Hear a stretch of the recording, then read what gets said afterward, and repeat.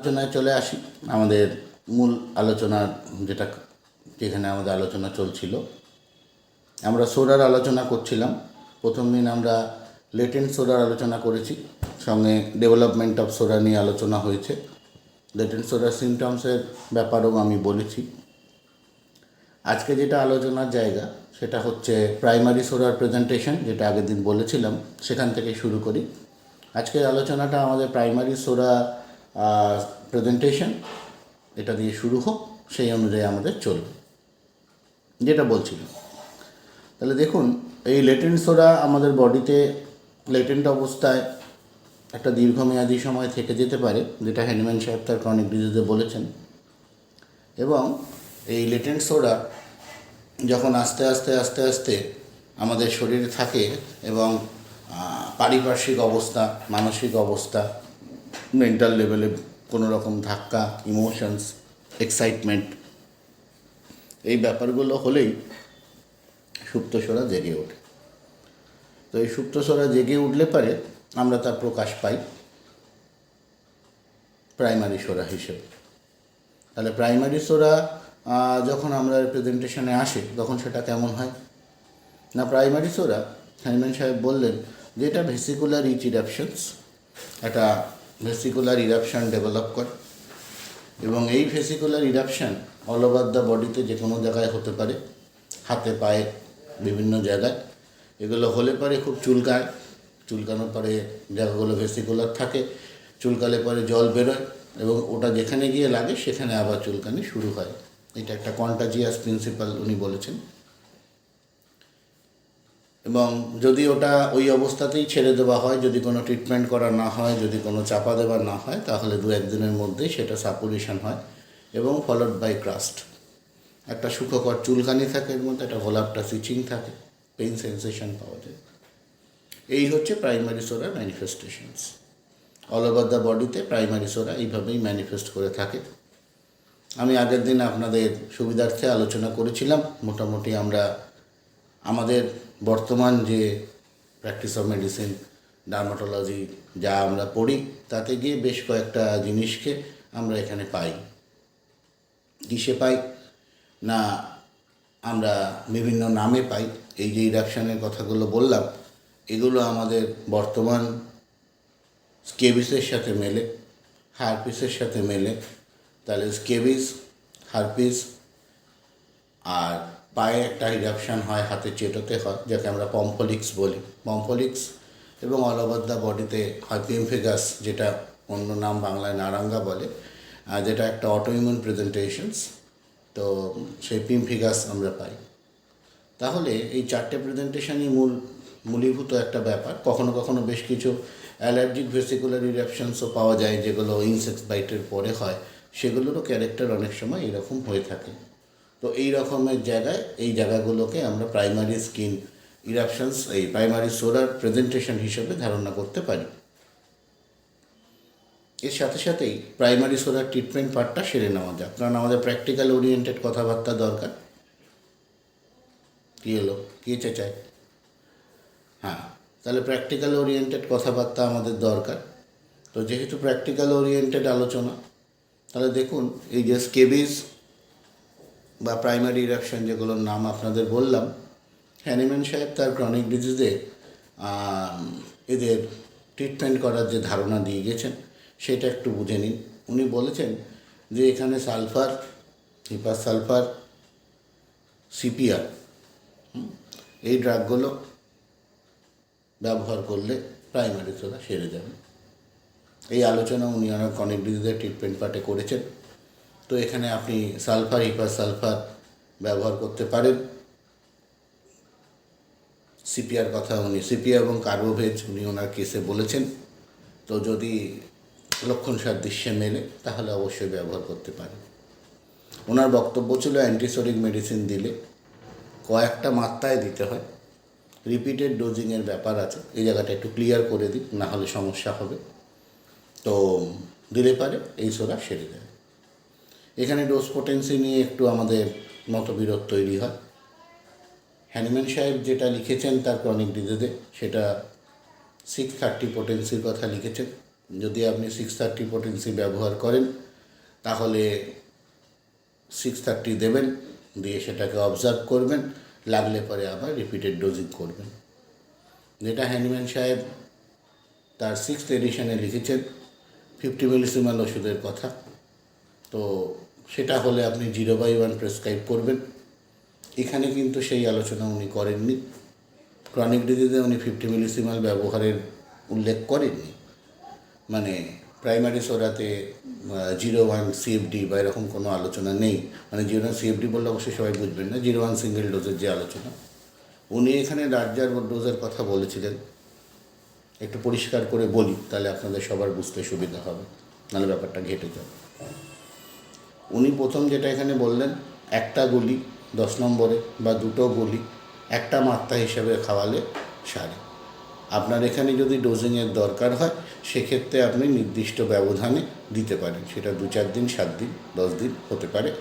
এই দিলেই সোরা সম্পূর্ণ সেরে যাবে বলে উনি ক্রনিক ডিজিজে উল্লেখ করেছেন। আমি বইয়ের পাতা উল্লেখ করে দিচ্ছি, আপনারা সেই জায়গাটা দেখে নেবেন, তাহলে এই নিয়ে কোনো দ্বন্দ্ব থাকবে না। প্রথমে আমি ক্রনিক ডিজিজের বাংলার যে বই আমাদের কাছে যেটা আছে সেই বইয়ের বক্তব্যের কথা বলি। বাংলা বইয়ে 204, 205, 205 নম্বর পাতায় এই ঘটনাটা দেওয়া আছে, আর একটা ফুটনোট আছে। 205 নম্বর পাতার ফুটনোটে এই জায়গাটা দেওয়া আছে, আপনারা দেখে নেবেন। এটা হচ্ছে 25-25-25-25-এর ফুটনোট, হ্যাঁ 25-এর ফুটনোট, 26-এর ফুটনোট। তো এই 26-এর ফুটনোট এখানে উনি বলছেন যে 2-3-4 সপ্তাহের মধ্যেই এটা সেরে যাবে। এখানে উনি কার্বোভেজের কথা বলেছেন, সিপিআর কথা বলেছেন, সালফারের কথা বলেছেন, এবং উনি লিখেছেন সিপিআর ক্ষেত্রে পোটেন্সির যে কথা লিখেছেন, অনির্বাণ লক্কর আওয়াজ আসছে। 3 নম্বর যে শক্তির কথা লিখেছেন, সিপিআরকে উনি 3বার ব্যবহার করেছিলেন এরকম মাত্রাতে। তো এই কথাগুলো উনি আলোচনা করে গেছেন। এটা হচ্ছে ওনার ডাইরেকশন ক্রনিক ডিজিজে। ইংরেজি বইয়ের পাতার নম্বরটা আমি পরে বলছি, আগে বাংলা বইয়েরটা বলে নিলাম। তাহলে এই হলো আপনি সোরাকে সারানোর জন্য পাচ্ছেন। বেশ, তাহলে 2 থেকে 4 সপ্তাহ আপনার টাইম, আস্তে আস্তে আপনি ওয়েট করবেন এবং নির্দিষ্ট সময় মতো তাকে রিপিট করা যাবে। এই একটা বক্তব্য এখানে বলা আছে। 630 ইনি এখানে সেই কথাই বলেছেন। 0/1 পোটেন্সির যে বক্তব্য সেটাও একই রকম বক্তব্য। এটা অবজারভেশন, হ্যানিম্যান সাহেবের অবজারভেশনে আমি কোথাও পাইনি। এটা আমি আমার মাস্টারমশাইয়ের কাছে অবজারভেশনে দেখেছি, ডক্টর বিমল কুমার পালের কাছে যে অবজারভেশন, এই একই অবজারভেশন 0/1 পোটেন্সি দিয়ে করা যায়, শুকনো মাত্রায় দেওয়া যায়, দিয়ে ওয়েট করা যায়। ঠিক আছে, তবে এর কিন্তু কোনো রিটেন লিটারেচার আমাদের কাছে নেই, এটা কিন্তু অবজারভেশন। কৃষিদাস স্যারের অবজারভেশন ছিল, এবং আমি আমার গুরু ডক্টর বিমল পালের কাছে দেখেছি যে 0/1 শুকনো মাত্রায় এইরকম ইডাকশানে দিয়ে 2 থেকে 4 সপ্তাহ ওয়েট করার ক্ষেত্রে দেখেছি। রিগার্ডিং রিপিটেশন, যদি আপনার রিপিটেশন লাগে 50 মিলিসিমালের রিপিটেশন লাগলে একইভাবে সেন্টিসিমালের মতো আপনি রিপিট করতে পারেন, শুকনো আবার শুকনো, একটা পুড়িয়া বানিয়ে দিলেন একটা গুলি দিয়ে। অথবা যদি আপনি প্রয়োজন মনে করেন, যেটা 50 মিলিসিমালে হ্যানিম্যান সাহেব যেটা বলেছিলেন সেই রকম রিপিটেশনের দিকেও আপনি যেতে পারেন। ঠিক আছে, তাহলে সেক্ষেত্রে বারবার ধাক্কা দিয়ে খাওয়াতে হবে, ঝাঁকিয়ে ঝাঁকিয়ে খাওয়াতে হবে, যেটা উনি বলেছিলেন। এক্ষেত্রে আমাদের একটা অবজারভেশন আছে, যেটা আমরা ডক্টর বিমল পালের কাছে দেখেছি, যে জলের পরিমাণ 100 ml-এর জায়গায় আপনি 5 ml 10 ml জলের মধ্যে গুলেও খাওয়াতে পারেন। একটা গুলি 10 ml জলের মধ্যে গুলে তার মধ্যে 2 থেকে 4 ফোঁটা আরএস দিয়ে 10 বার করে ঝাঁকিয়ে দিয়ে পেশেন্টকে খাওয়ানো যেতে পারে, 1 ফোঁটা মাত্রায় বা 2 ফোঁটা মাত্রায়। এই হচ্ছে বক্তব্য। এটা অবজারভেশনের কনসেপ্ট, যেটা আমি 2000 সাল থেকে দেখে এসেছি ওনার কাছে, সেটা আপনাদের সাথে শেয়ার করলাম। এতেও খুব ভালো রেজাল্ট পাওয়া যায়। এবার চলে আসুন যে এখানে যে আলোচ্য বিষয়ের যেটা দরকার ছিল সেই জায়গাটায় যাই।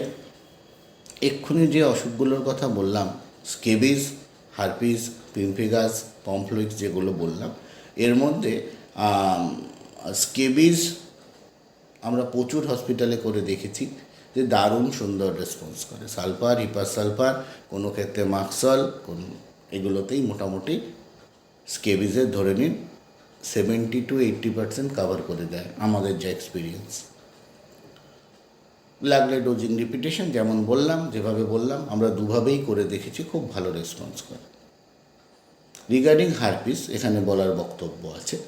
রিগার্ডিং হারপিস যে বক্তব্য, এখানে শুধু সালফার বা হিপার সালফার নয়, এখানে আমরা অন্য ওষুধেরও ব্যবহার করে দেখেছি, অন্য অ্যান্টিসোরিক ওষুধ, সেগুলো কিন্তু খুব ভালো কাজ করে।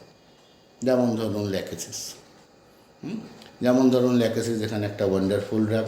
রাস্টাক্স একটা ওয়ান্ডারফুল ড্রাগ হারপিসের ক্ষেত্রে। তো যে কোনো জায়গায় আপনি ব্যবহার করতে পারেন, অবশ্যই সেটাকে মিনিমাম ডোজে করবেন, যেটা হ্যানিম্যান সাহেব বারবার বলেছেন। এখানে আরও অনেক ড্রাগ আছে যেগুলোকে আমরা ব্যবহার করি, ঠিক আছে? তো এখন কোনো কথা না, এটা রেকর্ডিং হচ্ছে। তো যেটা বলছিলাম যে এখানে অনেক ড্রাগ আমরা ব্যবহার করে থাকি। একটা দুটো এক্সাম্পল যেটা দেওয়া যায় আমি দিচ্ছি আপনাদেরকে। তো যেমন যেমন লক্ষণ পাবেন সেই অনুযায়ী আপনারা ব্যবহার করতে পারেন, তবে এই রুটিন যে প্রেজেন্টেশনটা এটাকে একটু খেয়াল করে নেবেন। আর রিপিটেশনের ব্যাপারটাও আপনাদের নিজেদের বুঝে নিতে হবে। এর গাইডলাইন যেটা ক্রনিক ডিজিজে বলা আছে, অথবা যেটা আপনি 5th এডিশন এই 6th এডিশনে অর্গাননে পাচ্ছেন, এই গাইডলাইনটা মেনটেন করে কিন্তু আপনাকে করতে হবে, এটাকে একটু খেয়াল রাখবেন। এরপরে চলে আসুন, তাহলে প্রাইমারি সোরার বক্তব্যটা মোটামুটি আপনারা বুঝে গেলেন। প্রাইমারি সোরায় কোনো রকম এক্সটার্নাল অ্যাপ্লিকেশানের বক্তব্য নেই। রিগার্ডিং এক্সটার্নাল অ্যাপ্লিকেশান এখানে আবার কিছু বক্তব্য থাকবে, যেমন ধরুন পিমফিগাস, পম্পলিক্স, হারপিস, যেগুলো সাংঘাতিক একটা অবস্থা, সেই জায়গায় দাঁড়িয়ে আপনি যে এক্সটার্নাল অ্যাপ্লিকেশানসের যেখানে দরকার সেখানে আপনি গরম জলের সাথে নুন মিশিয়ে একটা নর্মাল স্যালাইন তৈরি করে ব্যবহার করতে পারেন। নারকেল তেলের ব্যবহার অনেক ক্ষেত্রে করা যায়, অলিভ অয়েলের ব্যবহার করা যায়, এটা একটু দেখতে পান। এরপরে চলে আসুন পরের পার্টে, মানে এই প্রাইমারি সোরা চলে গেল। প্রাইমারি সোরা চলে যাওয়ার জন্য শুধুমাত্র যে অ্যালোপ্যাথিরাই দায়ী এরকম কোনো ঘটনা নেই, ন্যাচারাল সাপ্রেশনও হয়ে থাকে। ঠান্ডা লেগে গেল, সমুদ্রে চান করে নিল, ঘাম হয়ে গেল, মানসিক সিমটমস ডেভেলপ করলো, ইত্যাদি ইত্যাদি। তাহলে প্রাইমারি এই সিমটমস যখন চলে গেল, এরপর আমাদের নতুন রাস্তার সন্ধানে এগোতে হবে এবং সেখানে আমাদের ট্রিটমেন্টের যে ধারা সেইটাকে নিয়ে আমাদের আলোচনা করতে হবে, যেটা হ্যানিম্যান স্যার তার ক্রনিক ডিজিজে বলেছেন, খুব ভিভিডলি বলেছেন। এবার এই আলোচনাটার মধ্যে আমি আপনাদের একটু জায়গাগুলোকে উল্লেখ করি। আমি অলরেডি সাইকোসিস এবং সিফিলিসের আলোচনা করেছি।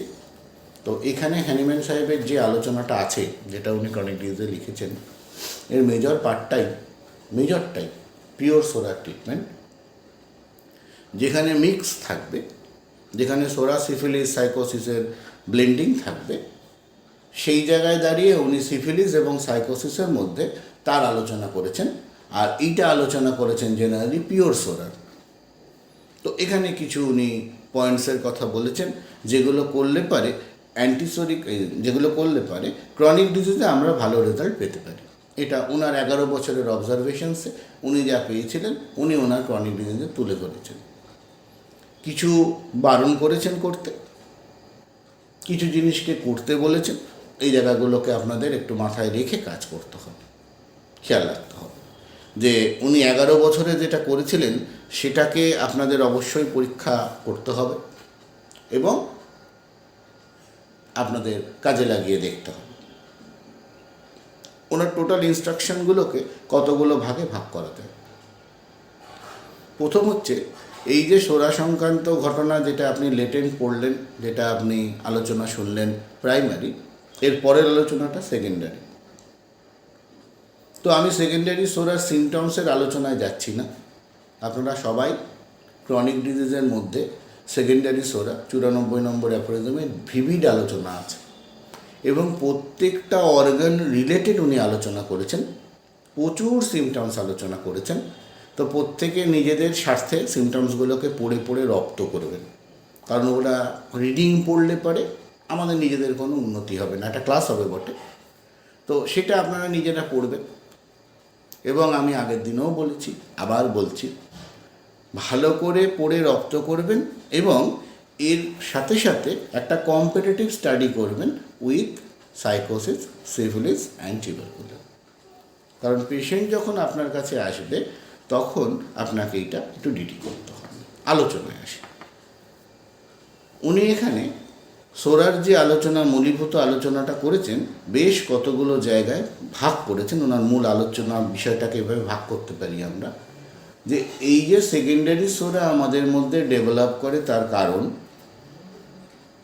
তার কি কারণ থাকে, কি কারণে এগুলো ডেভেলপমেন্ট হয়, এবং আপনাকে ট্রিটমেন্ট করতে গেলে কোন কোন দিকগুলোতে নজর দিতে হবে, এটা একটা দিক। ডায়েট রেজিমেন্টের কথা উনি বলেছেন, ডায়েট রেজিমেন্ট তার একটা দিক, বাধা নিষেধগুলো যেগুলো আছে।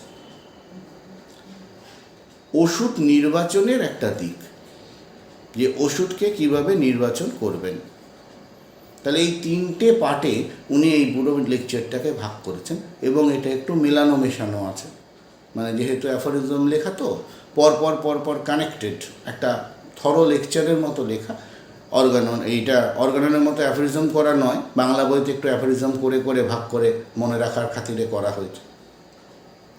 তাহলে দেখুন, এই যে আলোচনাটা আপনারা করবেন বা পড়ছেন, তাহলে এর মূল জায়গাগুলোকে যদি আপনারা ভেঙে নেন তাহলে খুব সুবিধা হবে। তাহলে প্রথম হলো লেটেন্ট সোরাস সিমটমস আলোচনা হয়েছে, প্রাইমারি হয়ে গেছে। প্রাইমারি সোরা চাপা পড়লে, সেটা যেভাবেই চাপা পড়ুক না কেন, সেকেন্ডারি সোরা তৈরি হয়। এবার এই প্রসঙ্গে একটা কথা বলি। কারো কারো ক্ষেত্রে ফ্যামিলি হিস্ট্রি থেকে ডিরেক্টলি সেকেন্ডারি সোরার প্রেজেন্টেশন আসে, তার প্রাইমারি সোরা প্রকাশ থাকে না। কি বললাম? প্রাইমারি সোরার প্রকাশ নেই, সে একদম সেকেন্ডারি সোরা নিয়েই এসছে, এমন ঘটনাও বিরল নয়।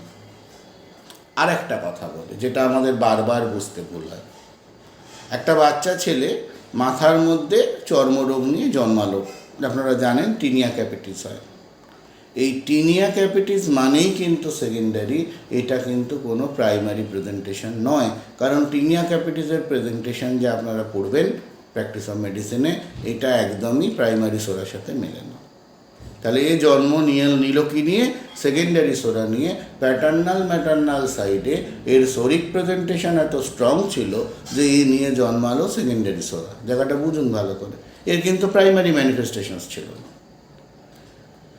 তার মানে আমরা যদি এই ঘটনাটা এরকম ভাবি যে কোনো মানুষের শরীরে কোনো চর্মরোগ দেখা দেবে, তারপর সেটা চাপা পড়বে, পড়ে সেকেন্ডারি ডেভেলপ করবে, এই ঘটনাটা সবসময় সত্যি নয়।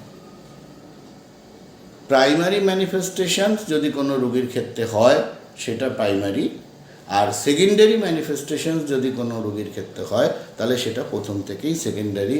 প্রাইমারি চাপা পড়লেই সেকেন্ডারি হবে, এই ধারণা সবসময় সঠিক নাও হতে পারে।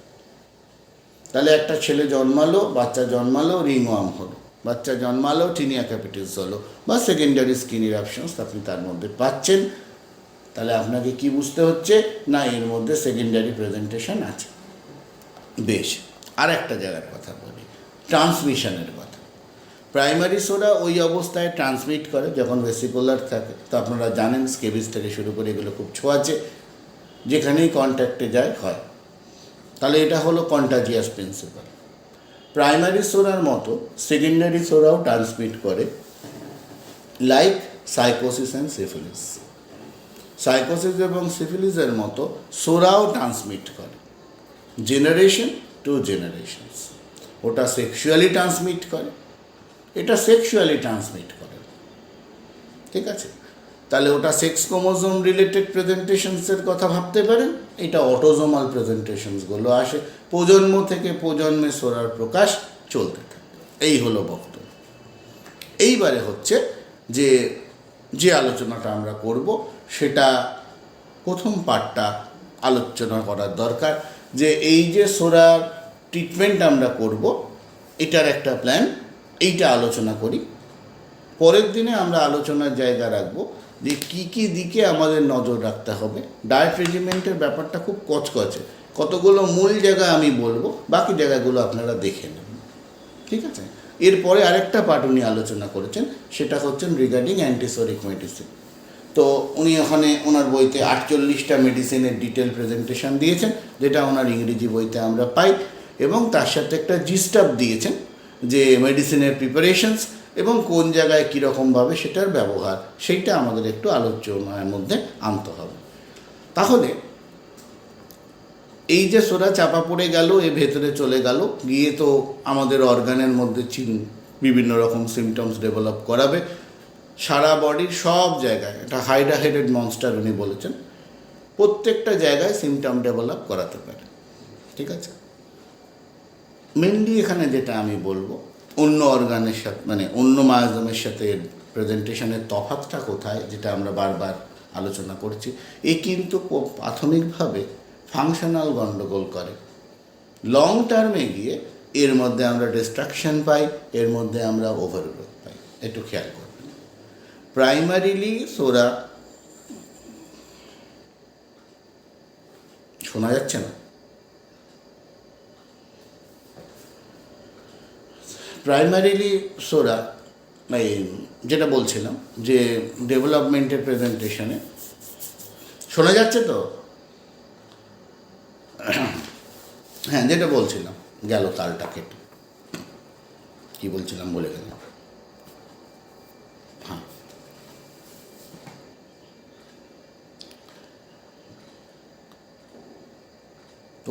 তোখানে শোনা যাচ্ছে না, দেখ কানেকশানে গন্ডগোল হচ্ছে, বাকি তো বলছে শোনা যাচ্ছে। হ্যাঁ, যেটা বলছিলাম যে এই প্রাইমারি সোরা চাপা পড়লে এটা প্রথমে আমাদের বডির মধ্যে গিয়ে ফাংশনাল গন্ডগোল করে। তার মানে প্রথম দিনই আলসারেশন বা প্রথম দিনই একটা টিউমারের গ্রোথ করায় না। এর যাবতীয় সিমটমের প্রেজেন্টেশন খুব সেন্সিটিভ। তো এটা এসপিতে স্যার খুব ভালো বলেছেন ওনার বইতে, যে এটাকে আমরা বলি সেন্সিটাইজিং মাধ্যম। সেই জন্য একটু এদিক থেকে ওদিক হলেই এর মধ্যে আমরা একটা প্রেজেন্টেশনের জায়গা পাই, যে একটা ওভার সেন্সিটিভিটি পাই, কারণ এই সেন্সিটাইজড করে। তো সেই জন্য এর প্রত্যেকটা প্রেজেন্টেশন খুব সেন্সিটিভ। সেই রেকটাল ফিশারি বলুন, সে আপনার চোখের মধ্যে আঞ্জনির কথাই বলুন, আর পায়খানা কোষ্ঠকাঠিন্যের কথাই বলুন, পেচ্ছাপে জ্বালার কথাই বলুন, বা চর্মরোগের কথাই বলুন, প্রত্যেকটা জায়গা প্রত্যেকটা সিমটমস এর কিন্তু পেনফুল। সেই জন্য সোরাকে খুব সহজেই চিনতে পারা যায়, একটু এদিক ওদিক হলেই কিন্তু সোরিক পেশেন্টরা সিমটমস দেয় বা সোরা সিমটমস প্রকাশ করে। পক্ষান্তরে সাইকোসিস, সিফিলিস এদের সিমটমস প্রাথমিকভাবে এত ওভার সেন্সিটিভিটি নেই। সাইকোসিস তো লুকিয়ে রাখার রাজা, আপনারা জানেন। সিফিলিসের ক্ষেত্রে প্রথম প্রেজেন্টেশনই কিন্তু ডিস্ট্রাকশন। এই জায়গাটায় কিন্তু মূল তফাৎ। তাহলে চর্মরোগ চাপা পড়লো, আর আপনি যদি ভাবেন পরদিন সকালেই তার কাশির সাথে রক্ত উঠবে, এই ব্যাপারটা কিন্তু শরীর নয়। চর্মরোগ চাপা পড়লো, লাংসে গিয়ে কনজেস্টিভ প্রেজেন্টেশন হলো, হাঁপের টান শুরু হলো, শ্বাসকষ্ট হচ্ছে, সাংঘাতিক একটা অপারেশন চলছে, সোরা। ঠিক আছে, তাহলে প্রত্যেকটা অর্গানের মধ্যেই কিন্তু এই জায়গাগুলোকে খেয়াল রাখবেন। এবং এখানে যেখানে হ্যানিম্যান সাহেব ডিটেল আলোচনা করেছেন, ওখানে কিন্তু উনি ডিটেলটা বলেছেন। মানে চর্মরোগ চাপা পড়েছে, 40 বছর পরে তার বুকে জল জমে গেছে, সে মারা গেছে। লাংস খুলে দেখা গেছে প্রচুর জল আছে, প্লুরিসি হয়েছে। কিন্তু সেখানে ডিউরেশনটা খেয়াল করতে হবে। এর জন্য কিন্তু আপনাকে ডিটেল হিস্ট্রিগুলোর মধ্যে যেতে হবে। উনি ওনার রেফারেন্সে কিন্তু প্রত্যেকটা হিস্ট্রি দিয়েছেন। যদি আপনারা চান, আপনারা হিস্ট্রিগুলো ওপেন করে করে দেখবেন যে চর্মরোগ চাপা পড়েছে, মারা গেছে। চর্মরোগ চাপা পড়েছে, মাথার মধ্যে গন্ডগোল হয়েছে, পাগল হয়ে গেছে। চর্মরোগ চাপা পড়েছে, আলসার হয়েছে। কিন্তু ডিউরেশন ইজ ভেরি ইম্পর্ট্যান্ট, এটা একটু খেয়াল করতে হবে। উনি এক্সট্রিম এক্সাম্পলসগুলোকে সাইট করেছেন, কিন্তু তার মধ্যে একটা ডিউরেশনস আছে। আপনি যদি এক্সাম্পলসগুলোর মধ্যে যান, যেগুলো প্রথমে উনি দিয়েছেন, বিভিন্ন জার্নাল থেকে কালেক্ট করেছেন ওনার সময়, তো তো দেখবেন এখানে it takes a long duration, এইটা একটা ব্যাপার। প্রত্যেকটা জায়গা, প্রত্যেকটা অর্গানের মধ্যে এই ব্যাপারটা আছে। একটা ডিটেল আপনি এক্সপ্লেনেশন উনি করার চেষ্টা করেছেন, তো এই ব্যাপারগুলোকে একটু দেখবেন। এবার যেটা বলছিলাম যে ও ভেতরে চলে গেল, গিয়ে বিভিন্ন রকম সিমটমস ডেভেলপ করাতে শুরু করলো। It takes time to develop the symptoms. এর সাথে মন মানসিকতার কথাও উনি বলেছেন, রিপিটেডলি বলেছেন, মন মানসিক পরিবর্তনগুলোর কথা বলেছেন। মন মানসিকতার ক্ষেত্রে আপনাকে যেটা খেয়াল করতে হবে যে নর্মাল মানুষের মন মানসিকতার প্রত্যেকটা মানুষের শিক্ষাগত যোগ্যতা, পারিপার্শ্বিক অবস্থা, অর্থনৈতিক সংস্থান, সেক্সুয়াল লাইফের বিহেভিয়ার্স, এই সমস্ত বিভিন্ন জায়গা তার মেন্টাল লেভেলের ওপরে প্রভাব ফেলে। তো উনি এইগুলোকে আলোচনা করেছেন এবং উনি বলেছেন যে সোরাকে জাগরিত করার জন্য এইগুলো কিন্তু একটা বিরাট জায়গা। এই জায়গাগুলো কিন্তু সোরাকে খুব তাড়াতাড়ি এক্সাইট করে। উনি এমনও এক্সাম্পল সাইট করেছেন যে একজন মানুষ জেলখানায় খাওয়া দাওয়া করে অল্প খেয়ে দিনের পর দিন খেটে বছরের পর বছর সুস্থ থাকতে পারে, কিন্তু সে যদি বিয়ে করে অসুখী হয় সে কিন্তু কয়েকদিনের মধ্যেই অসুস্থ হয়ে পড়তে পারে। ঠিক আছে? আবার যাদের বিয়ের বয়স হয়েছে, যাদের এখনও বিয়ে হয়নি, তাদের ক্ষেত্রে তাদের মধ্যে খুব তাড়াতাড়ি সোরা জেগে ওঠে। এরকম কথা উনি বলেছেন। এবং উনি এটাও বলছেন যে যে সমস্ত ছেলে মেয়েদের বিয়ের বয়স হয়েছে, বিশেষ করে মহিলাদের ক্ষেত্রে, তাদের ক্ষেত্রে যাদের এখনও বিয়ে হয়নি, তাদের ক্ষেত্রে যে আমরা বিভিন্ন রকম হিস্টেরিক সিমটমস দেখি, তার অন্যতম কারণ কিন্তু এই সেক্সুয়াল সাপ্রেশনস। এই কথাও উনি বলেছেন। তাহলে মন মানসিকতার ঘটনার সাথে কিন্তু এই যে বিভিন্ন দিকগুলো, এগুলোকে উনি উল্লেখ করেছেন। তো এই জায়গাগুলোতে উনি বলছেন যে এই জায়গায় যখন আপনি ট্রিটমেন্ট করতে যাবেন তখন কিন্তু এই জায়গাগুলোকে খেয়াল করবেন।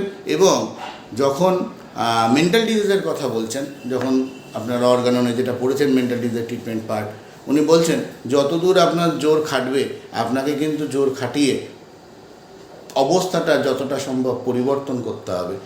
না হলে পারে এই অবস্থার পরিবর্তন করা যাবে না, শুধুমাত্র ওষুধ নির্বাচন করলেই এই রোগীগুলো সারবে না। এইবার তাহলে তার পারিপার্শ্বিক অবস্থা, তার মানসিক অবস্থা, তার জীবনযাত্রা প্রণালী, তিনি কেমন জায়গায় থাকছেন, অর্থনৈতিক সংস্থান, সেক্সুয়াল লাইফের প্রেজেন্টেশন, এইগুলো কথা বললাম কেন না, এইগুলো সবই আপনার ক্রনিক ডিজিজের হিস্ট্রির মধ্যে থাকতে হবে। তবে গিয়ে আপনি একটা ক্রনিক ডিজিজের ট্রিটমেন্ট করতে গেলেন অ্যান্টিসোরিক মেডিসিন নির্বাচন করতে সক্ষম হবেন এবং চেষ্টা করবেন যেটা মূলীভূত কারণ বলে মনে হবে সেই কারণটাকে সামনে রেখে আপনি ওষুধ নির্বাচন করবেন। না হলে শুধু সারফেস সিমটমস হয়ে যাবে। এক্সাম্পল দেবো, ডেফিনেটলি পরপর এক্সাম্পলস আমি যাব, ব্যাপারটা যথেষ্ট জটিল। যেটা বলছিলাম, তাহলে এই সেকেন্ডারি সোরার ডেভেলপমেন্ট নিয়ে পেশেন্ট আমাদের কাছে আসবে। তাহলে তার তো প্রচুর সিমটমস। এবার আমাদের কি করতে হবে, একটা প্রপার কেস টেকিং করতে হবে যার মধ্যে এই ঘটনাগুলো থাকবে।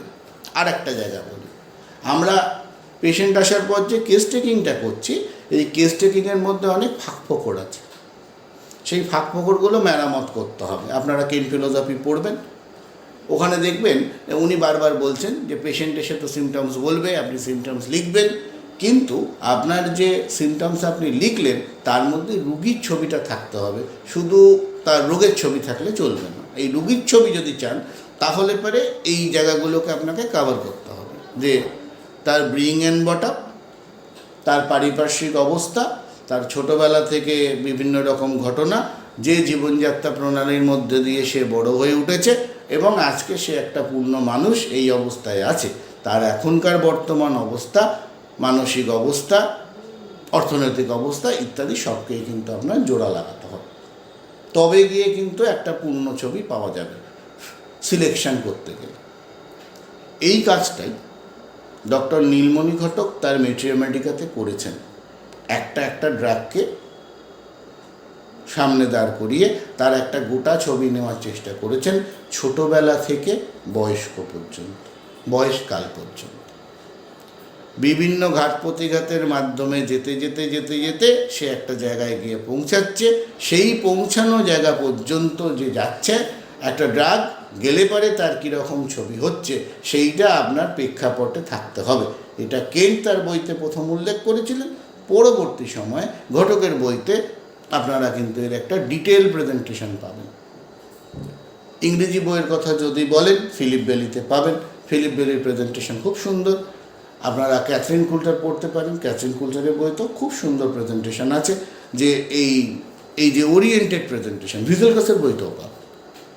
ভিজেলগাসের বইতেও পাবেন যে একটা পূর্ণাঙ্গ মানুষ এই কেস টেকিং করে আমাদের পৌঁছাতে হবে। আমি আলোচনাটা কেন করছি না, এখানে আলোচনা করা আছে আপনি সিমটমস নেবেন, ওষুধ দেবেন, কিন্তু সিমটমস যেটা আপনি নেবেন সেটা কী রকমের সিমটমস নেবেন সেই আলোচনাটা করার জন্যই আমি এই কথাগুলো বলছি, যে এই লেকচারের মধ্যে যে কোন কোন জায়গাগুলো আমাদের সুবিধা অসুবিধা হচ্ছে।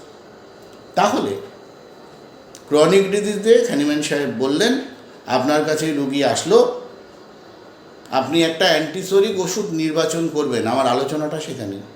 এই অ্যান্টিসোরিক ওষুধটা সর্বক্ষেত্রে আমাদের চেষ্টা করতে হবে যেন তার বেসিক ড্রাগের সাথে মেলে। উনি বারবার ওনার বইতে বলেছেন কয়েকটা কথা। কি কি কথা একটু জিস্ট শুনুন, তারপর আবার ভিভিড আলোচনায় যাব। উনি বারবার বলছেন যে এগুলো সবই সোরা থেকে তৈরি হচ্ছে, তো আপনাদের সিরিজ অফ অ্যান্টিসোরিক ওষুধের ব্যবহার করতে হবে, নাম্বার 1। নাম্বার 2, যে এই সিরিজ অফ অ্যান্টিসোরিক ওষুধের ব্যবহার চলবে যদি সাইকোসিস সিফিলিসের সাথে থাকে, তাহলে সাইকোসিস এবং সিফিলিসের যে ওষুধ অ্যান্টিসাইকোটিক এবং অ্যান্টিসিফিলিটিক ওষুধ সাইক্লিক অর্ডারে আপনাকে এর সাথে সাথে দিতে হবে, ডিপেন্ডিং অন দ্য সিমটমস। তাহলে সিমটমসের ওপর ডিপেন্ড করে আপনাকে দিতে হবে। যদি সাইকোটিকের সিমটম থাকে তাহলে অ্যান্টিসাইকোটিক ড্রাগ দেবেন, যদি সিফিলিসের সিমটম থাকে তাহলে অ্যান্টিসিফিলিটিক ড্রাগ দেবেন, এবং এটা সাইকেল আফটার সাইকেল চলবে, তারপর আপনার রোগী ভালো হবে। খুব ভালো কথা। আর কি বললেন উনি ওনার বইতে? বললেন এই যে অ্যান্টিসোরিক ওষুধগুলো আপনি নির্বাচন করবেন, অ্যান্টিসোরিক ওষুধ নির্বাচন করতে গেলে পেশেন্টের লক্ষণ সাদৃশ্যের সাথে মিলতে হবে। খুব ভালো। কোন কোন লক্ষণগুলোর সাথে মেলাবেন? না, যে লক্ষণগুলো তার শরীরে দীর্ঘ সময় ধরে আছে, লং লাস্টিং সিমটমস, যেগুলো তার শরীরে দীর্ঘ সময় ধরে আছে, আপনি সেইগুলোকে গুরুত্ব দেবেন, কারণ মাঝে মাঝেই সিমটমস বদলাবে। এইবার এই জায়গায় যে মেইন বক্তব্য, যে আপনি একটা ক্রনিক ডিজিজে অ্যান্টিসোরিক ওষুধের ব্যবহার করতে চাইছেন, রোগী আপনার কাছে সিমটমস নিয়ে এসছে, আপনি একটা অ্যান্টিসোরিক ড্রাগকে বেছে নিতে চাইছেন, সেইটা কিভাবে বাঁচবেন? না, যেটা আমি একটু আগেই বলছিলাম, যে এখানে বারবার চিন্তা করতে হবে যে আমরা কোনো কনস্টিটিউশনাল ড্রাগে পৌঁছাতে পারি কি না। যদিও হ্যানিম্যান সাহেব তার ক্রনিক ডিজিজের বইতে কোনো কনস্টিটিউশনাল ড্রাগের কথা বলেননি। কারণ আছে এখানে। কারণ তখন তো প্রথমের দিক, তখন এই রকম হ্যানিম্যান সাহেবের যদি আপনি মেটেরিয়ামেটিক আপনারা পড়েন, দেখবেন রুগী চিত্ত নেই, সবই সিমটমস। এই ওষুধ দিলাম, এত ঘন্টা পরে এই সিমটম ডেভেলপ করলো, এই ওষুধ দিলাম, এত ঘন্টা পরে এই সিমটম ডেভেলপ করলো। পুরোটাই কিন্তু তার সিমটোম্যাটিক প্রেজেন্টেশনের ওপর ছিল। যদিও উনি বলেছিলেন যে আমরা ট্রিট দ্য পেশেন্ট, এটা উনি ধারণা করেছিলেন, এটা করতে হতো আমাদের, কিন্তু উনি ওনার লাইফ টাইমে ট্রিট দ্য পেশেন্টের যে কনসেপ্ট, এই ট্রিট দ্য পেশেন্টের কনসেপ্টে পুরোপুরিভাবে পৌঁছে দিতে, ছবি তুলে দিতে পারেননি। পরবর্তী সময়ে যে mental development of the symptoms যেগুলো আমরা পাই, তা দিয়ে আমরা কিন্তু একটা ড্রাগের ছবি পাই, যেটা দিয়ে আপনাদের কাজ করতে সুবিধা হবে। তো ক্রনিক ডিজিজের ট্রিটমেন্ট করার সময় আপনারা এই জায়গাটা বারে বারে দেখবেন। আর একটা জায়গার কথা বলি, যেগুলো নিয়ে খুব আমাদের গলদঘর্ম হতে হচ্ছে আর কি ক্রনিক ডিজিজের ট্রিটমেন্ট করতে। উনি বারবার বলছেন সালফার, হিপার সালফার ও সিপিয়াকে বাদ দিলে বাকি অ্যান্টিসোরিক ওষুধগুলো খুব একটা রিপিটেডলি দেওয়ার দরকার পড়ে না। সালফার, হিপার সালফার এবং সিপিয়াকে বাদ দিলে বাকি অ্যান্টিসোরিক মেডিসিনগুলো আর বারবার দেওয়ার দরকার পড়ে না। এখানে একটা ঘটনা আছে। ওনার সময়ে ওনার মেট্রিয়ামেডিকাতে সালফার, হিপাসালফার এবং সিপিআর মতো বড় অ্যান্টিসোরিকার ছিল না। উনি এগুলোকে সাইক্লিক অর্ডারে ব্যবহার করতেন। যদি আপনি ওনার প্রেসক্রিপশনগুলো দেখেন, বিশেষত যেটা আমি আগের দিনও বলছিলাম, যে রিমা হ্যান্ডলি যে প্রেসক্রিপশনগুলোকে সামনে তুলে ধরেছেন the search for the letter Hahnemann বইতে, ওখানে উনি দেখবেন যে কিভাবে উনি প্রেসক্রিপশন করতেন। আপনারা যদি দেখেন তাহলে আপনারা এই কথাটার মানে বুঝতে পারবেন যে সালফার, হিপাসালফার এবং সিপিআকে বাদ দিলে বাকি ওষুধগুলোকে খুব একটা রিপিটেডলি দেওয়ার দরকার পড়ে না। আপনাদের আমি অ্যাফরিজম নাম্বার তুলে দিচ্ছি, আপনারা জায়গাটা দেখবেন ভালো করে, না হলে ব্যাপারটা বুঝতে পারবেন না যে কেন এই জায়গাগুলোয় জোর দিচ্ছি, এই জায়গাটা বুঝতে পারবেন না। দাঁড়ান দেখাচ্ছি। এটা হচ্ছে সালফার, হিপাসালফার, সিপিআ, ওই 98, 97 ওই জায়গায় ছিল। হ্যাঁ, এইখানে এই পেজ নাম্বার 265, 97 যে অ্যাফরিজম বাংলা বইয়ের, এইখানে উনি আলোচনা করেছিলেন। উনি বলছেন সালফার, হিপাসালফার, সিপিআকে বাদ দিলে বাকি ওষুধগুলো বারবার দেওয়ার দরকার পড়ে না, দিলেও খুব একটা ভালো রেজাল্ট দেয় না। এই জায়গাটা নিয়ে আমি আলোচনা করতে চাইছিলাম। এবং উনি বলছেন এখানে যেটা বারবার, যে আপনাকে এখানে সিমটোম্যাটিক প্রেজেন্টেশনের ওপর ডিপেন্ড করতে হবে। লক্ষণ বদলে গেলে বদলে যাওয়া লক্ষণের ওপর টোটালিটি করে আপনাকে ওষুধে পৌঁছাতে হবে। সালফার, হিপাসালফার ও সিপিআর ক্ষেত্রে হচ্ছে ব্যতিক্রম।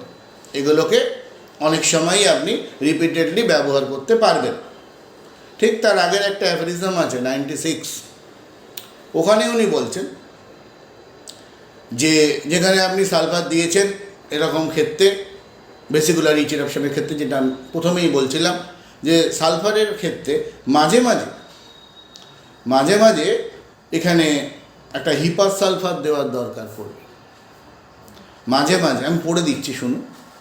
তাহলেও এই রকম রোগ লক্ষণগুলোর ক্ষেত্রে সামান্য অদল বদল হলে বিশুদ্ধ সোরার মাঝখানে, খাঁটি সালফারের মাঝখানে হিপাসালফারের ক্ষুদ্র মাত্রা দিলে প্রায় উপকার হয়ে থাকে। আবার হিপাসালফারের কতগুলো মাত্রা দরকার হলে তাও বিভিন্ন রকম শক্তিতে দিতে হবে। আবার অবস্থা হিসাবে প্রায়ই 30 শক্তির নাক্সভূমিকা 1 মাত্রা বা 30 শক্তির মার্কারি 1 মাত্রা দেওয়ার দরকার হয়ে থাকে। কি দাঁড়ালো ব্যাপারটা? খুব গণ্ডগোলের ব্যাপার। স্পেসিফিক ওষুধের নাম বলেছেন। এবার আপনি একটু বোঝার চেষ্টা করুন। সালফারের মাঝখানে হিপাসালফার, সোরাসিফিলিটিক কম্বিনেশন ভাঙছে। মাঝে আবার নাক্সভূমিকা, আর মাঝে মাক্সর। মাঝে নাক্সভূমিকা দেওয়ার যুক্তি ক্ষেত্রে উনি বলেছিলেন পরবর্তী সময়ে আছে, কেন নাক্সভূমিকা দেব সেটাও আমি দেখাবো। উনি বলছেন যখন আমরা নাক্সভূম ব্যবহার করছি, কেন না আমাদের অর্গান ওষুধ নিতে হাইপার সেন্সিটিভ হয়ে ওঠে। অনেক ক্ষেত্রেই এই হাইপার সেন্সিটিভিটি অন্য ওষুধে রেসপন্স করাকে বন্ধ করে দেয়। একে একটা নির্দিষ্ট জায়গায় আনতে, একটা সিস্টেমে আনতে আমাদের নাক্সভূমিকা হেল্প করে। সেই জন্য ক্রনিক ডিজিজে মাঝে মধ্যে নাক্সভূম 30-এর ব্যবহার দরকার হতে পারে, to bring back the condition in which other medicine response. এইরকম একটা অবস্থা।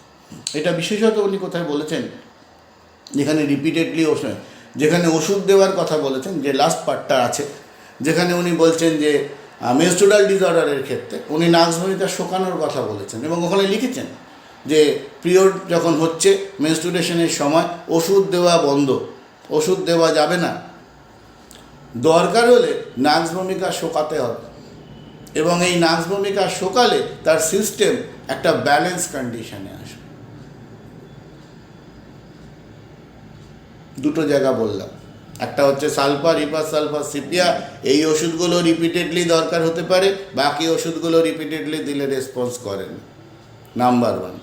নাম্বার 2, বদলে যাওয়া লক্ষণের ওপর টোটালিটি করতে হবে। নাম্বার 3, বিশুদ্ধ সোরার মাঝখানে হিপাসালফারের ব্যবহার,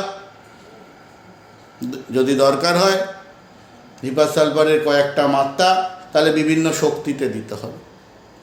মাঝে মার্কারির ব্যবহার, বিভিন্ন শক্তিতে দিতে হবে। মাঝে নাক্সভূমিকার ব্যবহার। এবার এই জায়গাটা আপনারা ইংলিশ ভার্সন পড়বেন, বাংলা ভার্সন পড়লে অনেক সময় একটু কনফিউশনস হয়। ইংলিশ ভার্সনটা যদি পড়েন দেখবেন দুটো আলোচনা এখানে আছে। একটা যেমন বলেছেন লক্ষণ বদলালে আপনি ওষুধ বদলাবেন, বদলে যাওয়া লক্ষণের ওপর টোটালিটি করবেন। আর এক জায়গায় কিন্তু অ্যাসিমটোম্যাটিক ব্যবহার আছে, বিশুদ্ধ সোডা দিচ্ছেন, মাঝখানে হিপার সালফার। একবারও কিন্তু উনি বলেননি যে এখানে সিফিলিটিক সিমটম পাওয়া যাবে। এটা অদ্ভুত একটা লেখা, আপনারা রিপিটেডলি না পড়লে জায়গাটা আমরাও যখন প্রথম প্রথম পড়ি বুঝতে পারিনি। এই যে সামান্য একটু অদল বদল, এই যে জায়গাগুলো, এই জায়গাগুলো খুব কমপ্লেক্স জায়গা। হ্যাঁ, এখানে খুব ডিটেল প্রেজেন্টেশন নেই যে সিফিলিটিক সিমটম পেলে দেবো বা এরকম একটা ব্যাপার, এরকম আলোচনা নেই। পুরো বই রিপিটেডলি পড়ে পড়ে আমরা যেটা পেয়েছি, অর্গানন পড়ে আমরা যেটা পেয়েছি আপনাদের সাথে শেয়ার করছি। যেমন উনি হিপার সালফারের কথা যখন বলেছেন, আমি আগের দিনও আপনাদের সাথে শেয়ার করেছিলাম যে উনি বলছেন যখন সোডা মিক্স উইথ সিভিলিস তখন হিপার সালফার ভালো কাজ করে। কোথায় আছে ঘটনাটা? না, যেখানে জ্বরের ক্ষেত্রে যেখানে আপনারা ইন্টারমিটেন্ট ফিভার পড়ছেন, ইন্টারমিটেন্ট ফিভারের ফুটনোট পড়বেন, ওই জায়গায় বলা আছে যে আমার মনে হয় এখানে সালফার না দিয়ে হিপার সালফারের ডোজ দেওয়ার দরকার। এখানে সোডা সিভিলিস ব্লেন্ড হয়ে আছে, আর যেখানে শুধু সোডা আছে সেখানে আপনি সালফারের ডোজিং দিতেই পারেন, সমস্যা নেই।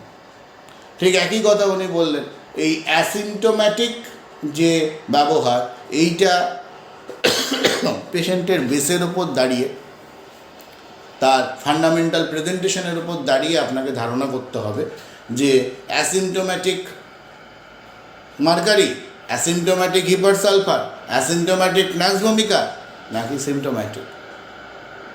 এই জায়গাটা কিন্তু বিচার করার দরকার, না হলে কিন্তু ক্রনিক ডিজিজে খুব অসুবিধায় পড়ে যাবেন। এই জায়গাটাকে একটু খেয়াল করবেন আপনারা। তাহলে এই পয়েন্টটাকে খেয়াল রাখুন। 96, 97 বাংলা বইয়ের 264, 265 পাতা। এরপরে উনি যেটা বলেছেন ওনার বইতে যে ক্রনিক ডিজিজের ক্ষেত্রে অ্যান্টিসোরিক ট্রিটমেন্ট যখন আপনি দিতে যাবেন তো ডেফিনেটলি আপনার অ্যান্টিসোরিক ড্রাগ হিসেবে সালফার আসবে। একটু আগেই বললাম সালফার, হিপার সালফার, সিপিয়া মাঝে মধ্যেই আপনার লাগবে, কারণ হ্যানিম্যান সাহেবের সময় তো ওই ব্যাপারটাই ছিল। আমি আপনাদের যে হিন্টসটা দিলাম এটাকে নিয়ে একটু ভাববেন। আমার বারবার মনে হয়েছে এটা যে এখানে কনস্টিটিউশনাল ড্রাগের একটা বিরাট দিক আছে, এবং যদি কনস্টিটিউশনাল ড্রাগ আপনারা এখানে ব্যবহার করতে পারেন দেখবেন অনেক সিমটম কমে যাবে, অনেক সিমটম কমে যাবে, অনেক সিমটমস তার ছন্দে চলে আসবে, একটা জিস্ট প্রেজেন্টেশন আপনি সামনে পেয়ে যাবেন। মায়াজমেটিক যে ব্লেন্ডিং লেআউটের কথা উনি বলছেন, এই লেআউটগুলো নিয়ে এবার আপনাদের সাথে একটু আলোচনা করি। উনি বলছেন সোরার ট্রিটমেন্টের জন্য অ্যান্টিসোরিক দিতে হবে, সাইকোটিকের জন্য অ্যান্টিসাইকোটিক, সিভিলিটিকের জন্য অ্যান্টিসিভিলিটিক, এবং এটা সাইকেল আফটার সাইকেল চলবে যতদিন না সিমটমগুলো সরিক থাকবে, সরিক সিমটমস অনুযায়ী অ্যান্টিসোরিক ট্রিটমেন্ট চালাতে হবে। সাইকোটিক থাকবে সাইকোটিক ট্রিটমেন্ট দেবেন, সিভিলিটিক থাকবে অ্যান্টিসিভিলিটিক ড্রাগ দেবেন। এবার এর মধ্যে প্রথম একটা বক্তব্য আমি রোজ বলি, সেটা হচ্ছে ব্লেন্ডেড প্রেজেন্টেশন থাকলে আপনাকে ব্লেন্ডেড ড্রাগের কথা ভাবতে হবে, নাম্বার 1। নাম্বার 2 হচ্ছে সিমটমসগুলো যেগুলো আপনি পাচ্ছেন, যে সিমটমসগুলো যখন পাচ্ছেন সেই সিমটমস অনুযায়ী আপনি ড্রাগের কথা ভাবছেন, খুব ভালো। এটা একটা পদ্ধতি, এটা হ্যানিম্যান সাহেব বলেছেন, উনি ওনার অর্গানন বইতে বলেছেন। কোথায় বলেছেন? না, ওনার অর্গানন বইতে যখন আপনি ওয়ান সাইডেড ডিজিজ পড়বেন ওর ট্রিটমেন্টে গিয়ে উনি বলেছেন যে একটা পার্শিয়াল টোটালিটি প্রেজেন্টেশনের কথা বলেছিলেন উনি, 272 থেকে 284 এর মধ্যে গিয়ে যদি আপনি দেখবেন ওখানে উনি বলেছেন যে যেটুকু সিমটম পাওয়া যাবে তার উপরে ওষুধ দাও, এরম করতে করতেই ওষুধটা সারবে। এটা একটা ভাগ, এ দিয়ে কিন্তু সব করতে পারবেন না। যেটুকু সিমটম পাওয়া যাচ্ছে সেটুকু দিয়ে করো, রিপিটেডলি টেস্টিং করেও আমরা কিছু পাচ্ছি না। এটা ওয়ান সাইডেড প্রেজেন্টেশন, এখানে পার্শিয়াল টোটালিটি চলবে, এবং এই পার্শিয়াল টোটালিটির ওপর যে ওষুধ আমরা সিলেক্ট করব তা বডিতে গিয়ে কিছু নতুন সিমটম প্রডিউস করবে, যাকে আমরা বলি অ্যাক্সেসরি সিমটমস, মেডিসিনাল সিমটমস। এক্ষেত্রে মেডিসিনাল সিমটমসগুলোকেই আমাদের ধারণা করতে হবে কি না, মেডিসিনাল সিমটমসগুলোকেই আমাদের ধারণা করতে হবে বডির সিমটমস, এবং তার উপরে আমরা আবার ওষুধ দেবো। এইভাবে ওয়ান আফটার ওয়ান ওষুধ দিয়ে যেতে হবে। এটা একটা প্ল্যান। এছাড়াও কিন্তু অর্গাননে প্রচুর প্ল্যান আছে, প্রত্যেকটা প্ল্যানকে আপনাকে সামনে নিয়ে আসতে হবে। 272 থেকে 284 ওয়ান সাইডেড ডিজিজের যে প্রেজেন্টেশন, ভুল বললাম, 172, ঠিক আছে। তো ওয়ান সাইডেড ডিজিজের যে প্রেজেন্টেশনের কথা বললাম, তো ওয়ান সাইডেড ডিজিজের যে প্রেজেন্টেশন, এই ওয়ান সাইডেড ডিজিজের প্রেজেন্টেশনের মতো কিন্তু সব ডিজিজগুলো হবে না।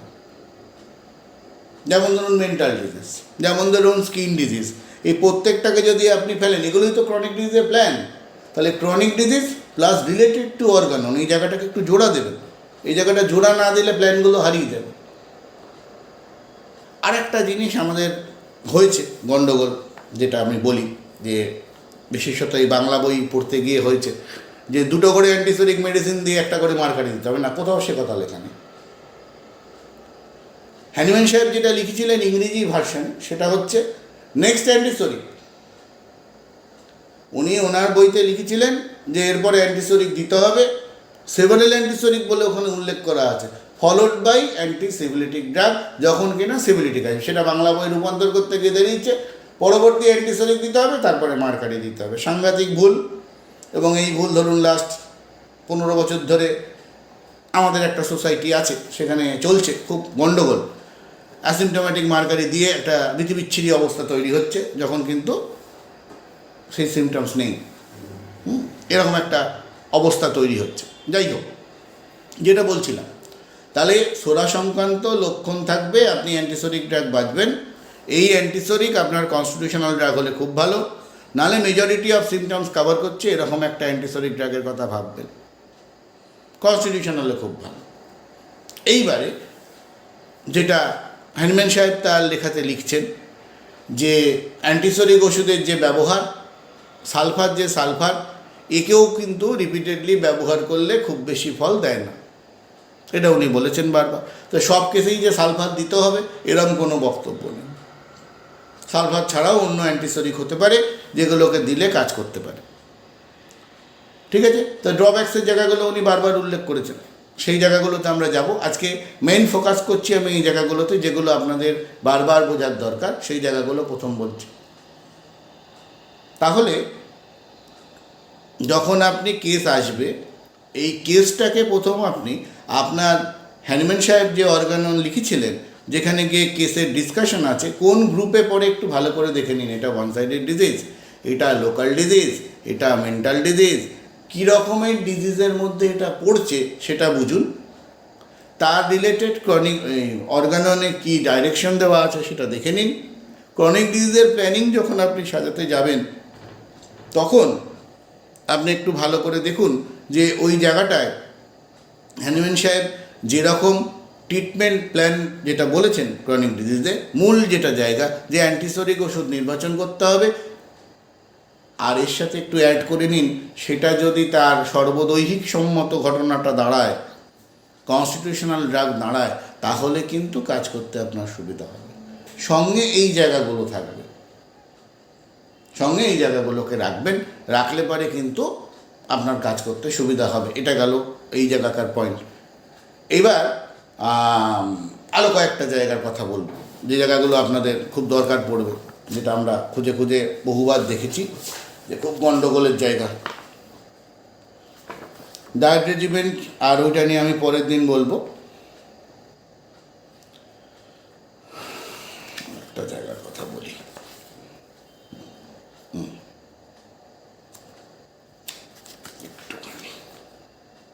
হ্যাঁ এই জায়গাটার কথা বলছি, একটু উল্লেখ করে দিই। 205 অ্যাফোরিজম নাম্বার 26, এই জায়গাটা একটু ভালো করে পড়বেন। এই জায়গাতে কিন্তু হ্যানিম্যান সাহেব ওই সিরিজ অফ অ্যান্টিসোরিক মেডিসিনের যেটা আমি উল্লেখ করলাম, এই জায়গাটা বারবার উল্লেখ করেছেন। এই আমি একটু পড়ে দিচ্ছি। অসংখ্য চিররোগের ভেতরে একটির আকারে যে সোরা প্রকাশ পেয়েছে, তাকে কখনো একটিমাত্র সোরাদোষনাশক ওষুধে বড় একটা সারানো যাবে না। এই রকম সোরাদোষনাশক ওষুধের কয়েকটির দরকার হবে, এবং এটিকে সম্পূর্ণ সারাতে হলে অনেকগুলো সোরাদোষনাশক ওষুধ একটার পর একটার ব্যবহার করতে হবে। এটা গেল একটা প্ল্যান, যেটা আমি একটু আগেই বললাম, যে সিরিজ অফ অ্যান্টিসোরিক মেডিসিন আপনাকে রিপিটেডলি দিতে হবে, একটার সাথে একটা হিসেব করে করে দিতে হবে। এই সিরিজ অফ অ্যান্টিসোরিক মেডিসিনের যে প্ল্যানটা, এইটাকে কিন্তু আপনার সাজাতে হবে, এটা খুব দরকার। বেশ, আর একটা জায়গার কথা আমি বলি, এই জায়গাটা আপনারা একটু দেখবেন। যেটা অলরেডি আমি বলে এসেছি। বাংলা বইয়ের নাম্বার বলছি, কাছাকাছি ইংরেজি বইয়ের অ্যাফোরিজম নাম্বার আমি সেটাও আপনাদের বলে দেব। পেজ নাম্বার 224, 54, 55, 56, এই জায়গাটা একটু ভালো করে দেখবেন। আমি যে কজগুলোর কথা বলেছি এইখানে ওই কজগুলো লেখা আছে, এখানে কজগুলো লেখা আছে, যার মধ্যে একটা জায়গার কথা আমি বলি, যেটা দেখবেন আপনাদের খুব কাজে লাগবে। অলরেডি বলেছি, আর একটা এক্সাম্পল বাকি আছে। ছেলে যদি হঠাৎ মারা যায়, তাহলে আগে থেকে রোগে ভুগে দুর্বল হয়ে পড়েছে এমন মাতার অসাধ্য যক্ষারোগ বা স্তনে কর্কট রোগ জন্মায়। এবার আপনি যখন এই রকম রোগীর ট্রিটমেন্ট করতে যাবেন, এই অ্যান্টিসোরিক মেডিসিন বাঁচতে যাবেন, তখন এমন একটা ড্রাগের কথা আপনি ভাববেন যেটা এই জায়গাটা কভার করে। তো ডেফিনেটলি আপনি প্রথম সিলেকশনস ন্যাট্রামিউর ভাবতেই পারেন, নট সালফার। ঠিক আছে, এই জায়গাগুলোকে একটু ভাববেন, এই জায়গাগুলো খুব দরকার। বেশ, আজকের ক্লাস এই অবধি থাক। মোটামুটি অনেকগুলো জায়গা উল্লেখ করেছি।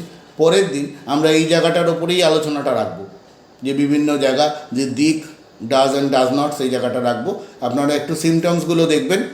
সিমটমসগুলো এখানে সোরাস সিমটমস, যেখানে আমরা ওই 86 নম্বরে পড়েছিলাম, 84 নম্বর 85 নম্বরে, তারপরে দেখবেন ডিটেল সোরাস সিমটমস আছে, 94, 95 গিয়ে ডিটেল সোরাস সিমটম আছে। একটু পড়ে দেখুন, যদি কোনো জায়গার আলোচনার ব্যাপার থাকে তাহলে সেটা আমি আলোচনা ডেফিনেটলি করব। সেটা আমি আপনারা পার্সোনালি আমাকে একটু হোয়াটসঅ্যাপে জানাবেন, আমি করব। ওকে, থ্যাংক ইউ, গুড নাইট।